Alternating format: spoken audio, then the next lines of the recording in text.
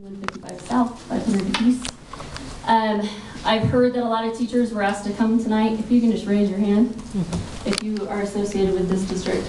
I want you to know that for me personally, this discussion is not about your raise. You deserve every penny of it. I taught and coached for 6 years in another district. I know how hard you work.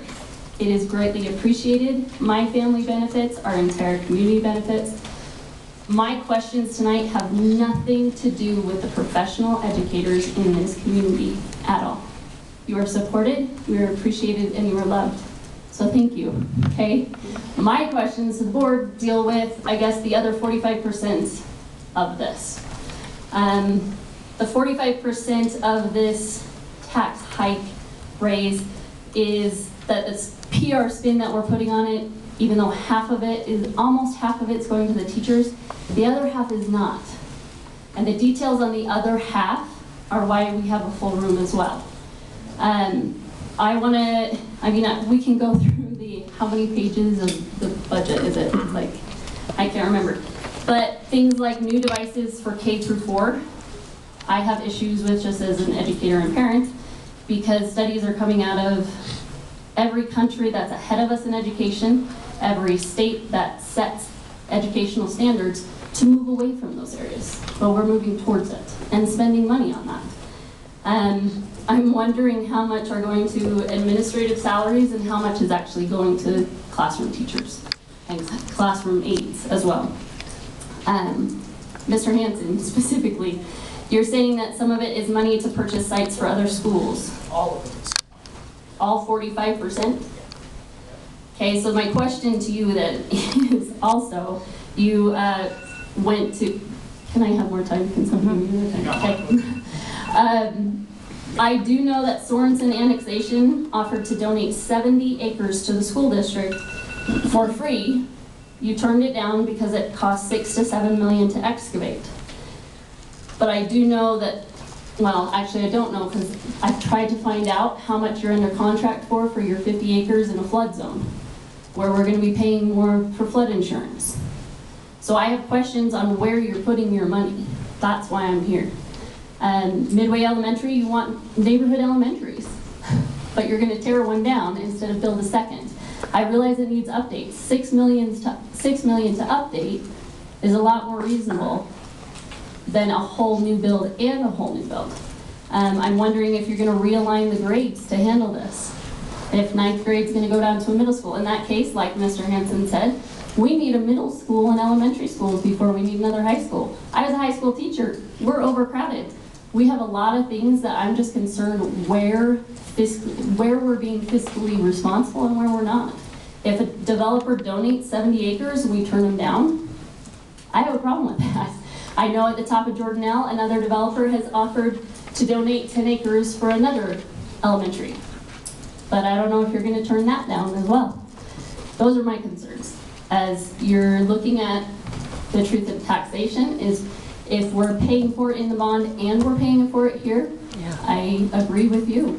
I think that's a problem. Teachers, we support you. Thanks.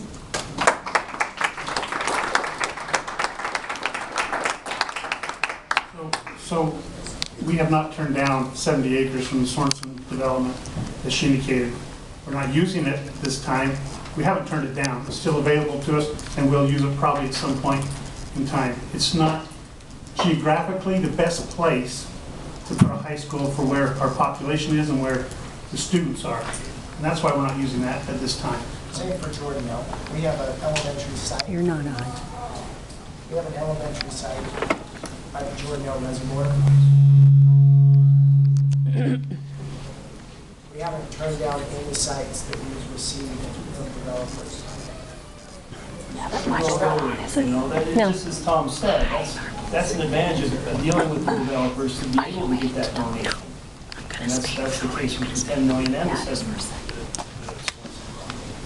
10 acres and 7. Yeah. It still has to be geographical to where our student population is for all kinds of, for busing, for safety, all those things. And as far as the flood zone, we've got some information that when this is over, if you guys would like to stay, we'll have some information on that after this. to taxation. And then, I was just going to reference the Midway School. A lot's been talked about with Midway School, that we're ripping down a perfectly good building. That school was built for 300 kids. It's been added on to, I believe, 3 times. The cafeteria, there's a lot of inadequacies there. We have extensively analyzed Midway School and what it's going to cost to keep going. I don't know if there's a teacher here to talk about the sewer issues at Midway School, but redoing the sewer is an extensive cost. We feel that with the ground we're able to be under contract with right now, we feel that the information that we have is overwhelming to build a new school. And so I, for one, fully support that. I think it's needed. I think that Midway, well, I know that Midway is growing. And to add on to Midway Elementary, I think would be a bad decision, because we would be putting more money into that on a regular basis to update everything. And so Midway Elementary, with the sewer issues and with the other issues, we see it's a good time to do this. And so we'll move forward with that, I believe. yeah, and so Midway is a great place. It's halfway to heaven. Here we go. A couple of years ago, there was a proposal to take the Dutchfields neighborhood and have them bust the heat out. And it was day one on the agenda when I was elected to be a board member. And I spent a lot of time in people's homes and on the phone and face-to-face meetings here at the district. And it was clear that Midway felt like the whole community was a neighborhood. Instead of a Fox Den or a Dutchfields or Swiss Farms, that the whole Midway 84049 is a neighborhood. So please don't break it up. There wasn't a long-term solution at that point. It was just a matter of when Midway, and if we remain where we currently are, it's a matter of when before Midway gets on. The neighborhoods within Midway are put on buses and driven to Heber Valley or Daniels Canyon or other elementary schools where there's room. So to Mark's point, it was built for 300 students. That's over, I think there's approximately 700 now, 8, projected to be almost 1,000 in the next 5 years. And so I feel really proud that we were able to map out a strategy to build a school that's going to house in the near future the students of Midway Elementary School. And I think that's a great example of the community feeling passionate about something, reversing a decision, and then being able to get in front of a board member who then was able to voice that opinion to the district administrators. And right now, we are sitting on an opportunity to build a brand new high school, brand new elementary school in Midway that the people want. And I hope that that's noted in this discussion, that Midway wants an elementary school to be able to house all of their neighborhoods. Can I just do a point of clarification, sir? Since I came up, so I can address it. And I just want to make sure, whoever her time she's taking, let me know who you are. Go ahead. You're looking out there wanting to know her time. I totally understand. I think you misunderstood that. I'm saying keep Midway and build other additional Midway only. We will Just plan don't for sure. not give it up in negotiations with the church. Is what I'm saying. Yeah, it's understandable. It's really difficult to find 15 acres centrally located in Midway. Very expensive. They're extremely expensive. And that piece of property was not for sale. We proactively approached the owners and really tried to be able to negotiate a deal where we could stay in the property for $1 a year while we work through the bonding process, and if passed, work through the construction process to be able to then move across the street and put our students in a position to not be interrupted by new construction. That deal was structured as a land swap. There's a couple more points I'd like to clarify from your comments. believe you indicated that we need a middle school before we need a high school, is that right? I'm just saying we know that we're gonna need more. I'm I'll stay up there until oh, thank you. So my point was, we need a new high school. I'm fully aware of that. But my point is, we also already know we're gonna need a new middle school and another elementary school. So I'm wondering is 120 really going to high school, or are we also planning on taking some of this to build more junior highs and middle schools? The middle schools have 3 grades, so we have 2 middle schools right now. Yeah. And there's room for growth in our middle schools for a number of years. So moving the freshmen back and forth, which has been done in this district over a period of decades, is certainly a way to flex one way or the other. But it's certainly a short-term solution. So the fact that we believe, we have a strong philosophical belief as educators that a 4-year high school experience is best academically for the student. And we think that we've handled the social part of it very well. We don't have a lot of negative feedback from the social aspect of it either. So we like the 4-year model at the high school. And no, we don't foresee building another middle school anytime soon. It is a second high school. When people say that the high school is crowded, that's an understatement. We moved into the high school in '09 with 1,300 students. This year, we're going to be pushing between 22 and 2,300. Several hundred walked across the way to the old Timpanogos Intermediate School, which our plans are to turn that into more of a technical center, an applied technology center. We're in the M-Tech district. We just want you to, we're not trying to be argumentative. We're just letting you know that this has all been very well thought out. These are not decisions that are made off the cuff or without a lot of planning and thinking put into them. The site over here, the 70 acres, we have every intention of keeping our hands on that. The developer hasn't taken that off the table. Okay, because in the steering committee meeting for the city that I'm on, it was understood that you guys had turned it down. No, we have not turned it down. We see it as maybe being an elementary school site, or possibly if we need another bus shop at some point, but it's on a slope. Oh, yeah, and I understand. And it has some really tough soils to deal with, and it's not appropriate for a high school site with fields and tracks and all those things that go with it. That's been very carefully analyzed. Okay, so is the 45% of the truth and taxation in addition to the 120 in the bond that's going to be? The 45% is 100% into the capital budget, and it is for us to buy future school sites with. And We are nervous. We're in the fastest growing county, and the 4th fastest growing county in our nation. That's substantial. That's not anything to thumb our nose at. The growth here is out of control, in my opinion. To clarify, and for us, we're behind the 8 ball. We don't build schools and then wait for them to fill up. We stash students under every rock and every trailer and old school that we can find. And when we build a new school, it's typically 90% to 100% full the day it opens.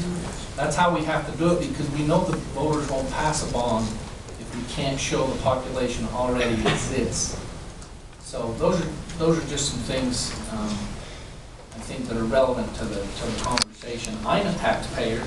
He's a taxpayer. Everybody up here is a taxpayer. Nobody wants their taxes raised. Not only the burden on, also on businesses. That gets not spoken about a lot. The tax burden on a business. I'm trying to run a small business here in this community. Very difficult for the tax return. But we do appreciate the conversation. We're glad you've come, and we're glad that you brought up these issues. And again, it's good to get this out in the open. yes, because I was going to say, even being on the finance committee for the general plan update, I'm fully aware of the growth that we're undertaking, and I know it might not seem like it, but I'm the one advocating for education at those meetings.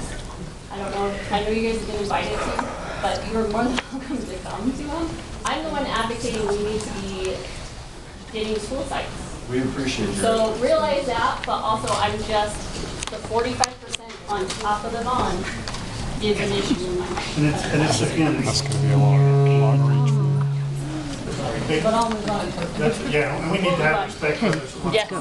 But I do want, that is the reason why we raised the capital levy, is so that we can build that fund and be proactive in identifying and purchasing future school sites, whether it be elementary or middle school or another high school that will come to this valley besides the one that we're trying to pass. We just see the growth, everybody sees it, and it's just a matter of time. Rachel Taylor, I live at 830 Cleveland Circle. I'm also running for Heber City Council, which you're probably aware. I want to open this dialogue. I know early on in the summer, as you presented the information, there was a lot of blame placed on the city and the county for approving too much development. And you know, Superintendent Sweat, you're paying by the growth that's coming, as many of us are that have grown up in this valley. It's not the fault of government that we live in a beautiful valley. We cannot shut and lock that gate. We cannot deny private property owners the opportunity to sell their land. But what we can do is better work with developers that are already coming to provide land for schools. I think Mike Peterson did an exemplary job with Old Mill Elementary and should be commended for that. I think we, as a community, as councils, need to work together to grow this valley correctly. The Sorensen annexation, as you mentioned, Councilman Hanson, is coming. There is 5,000 homes in the next 40 years that will be coming on that mountain, whether we like it or not. In 2005, the county approved 5,000 homes. Whether the city annexes it or not, we will be responsible to educate those children. Why not work with the developers to ask for not 70 acres, 200 acres? We're not doing enough to ask the developers to participate in this community. I love our teachers, and I believe they deserve the raises. But I think we have to do a better job communicating as government entities to make sure that we are doing right by not placing the blame or the burden on taxpayers, but by working together with those that are making a profit in this community. Thank you.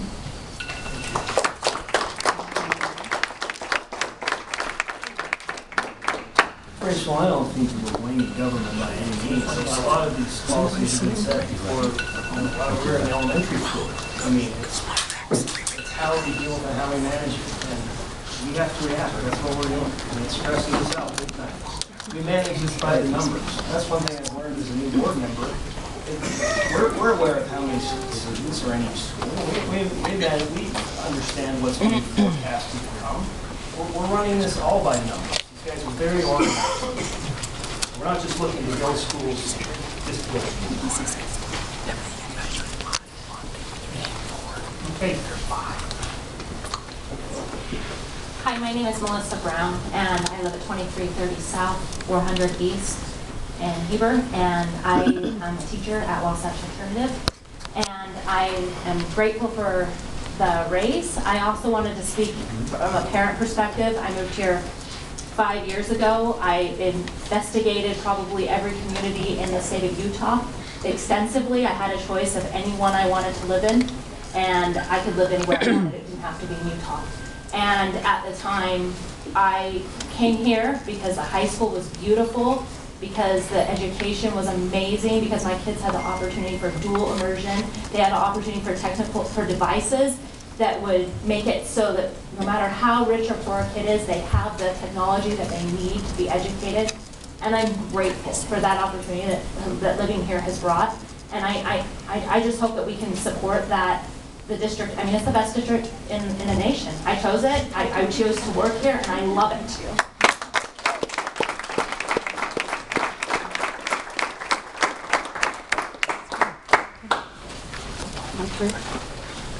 Okay, I'm Barb Walton. I'm in 2567 South Daniel Road in Heber, Utah. on behalf of all the classified employees that I'm here tonight to recognize them and let them know what a good job they do, and that we're thankful and grateful for the benefits and for the package that's going to come our way. I know it's hard. We all live here. We all pay the same thing, but we all have to keep up with the times too. And like I've said before, my paycheck, I've worked for 25 years for the school district. I drive the school bus. I haven't really seen any really great big jumps in my paycheck, but I am here thankful I can raise my family, and my grandchildren are growing up here. And I know it's hard on everybody, and I know we're concerned about the money, but I want these guys to know what a good job they do, and I want to just recognize there's the transportation. Besides, you know, they work with everybody, the food services, the maintenance, secretaries, the tech guys and girls, the paras, the aides, the mechanics, custodial, all these people. I mean, this entails, you know, it's a lot of people that we're helping out here so that we can continue to live in our area. And it is a beautiful place to live, it really is. But I just feel like things are raising. Whatever it is you use to build these buildings with, the costs are going up. And I think that we should build what we need. Don't skimp, make them smaller, make them bigger if we need to. Just plan for the future and build what we need. And I mean, if we're going to pay, let's pay and get what we need and what's going to be the best for our kids, because that's what it's all important about, is giving our kids the education and the things that they need, right? So anyway, thank you very much.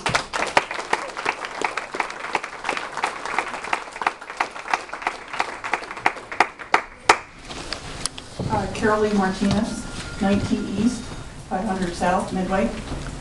And I work at Rocky Mountain Middle School as a school support professional. And I have been in this valley for 38 years. I've lived in Heber for 6 of those years. The rest of those years have been in Midway. My kids have all went through the system here. But I am speaking as a taxpayer, not as an educator. I am here because I want the best for my grandchildren. I want them to continue doing what they're doing now. And if I have to sacrifice, which right now, my husband is on disability, we get a meager income. I have to be there to help him. I can't go get a second job on my support salary, but I am grateful to be in the education system. I'm glad it's been my career, but I am willing to sacrifice whatever I've got to do to make sure the future of these kids are going to have what they've got now. And I am willing to pay whatever I have to on my taxes. Since we moved to Heber and started paying on our taxes, I've seen it jump $10,000 over the years. Growth.